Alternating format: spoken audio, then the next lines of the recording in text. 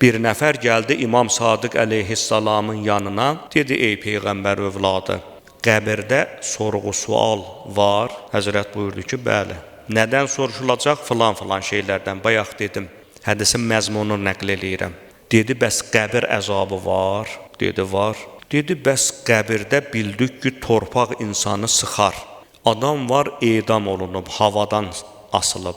Adam var, suda qərq olub. Bəs bunların qəbir əzabı necə olacaq? İmam əleyhissalam belə buyurdu. Dedi, torpağa əmr edib onu sıxdıran Allah havaya da əmr edər, suya da əmr edər ki, onu sıxıb ona qəbir əzabını datdırsın.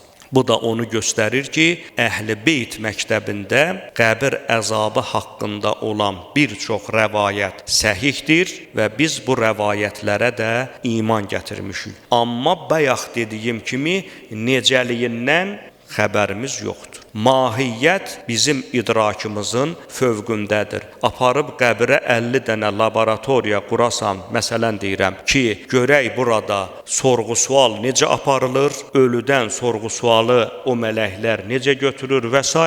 eləyə bilməzsən. Mahiyyət çünki bizim idrakımızın fövqündədir.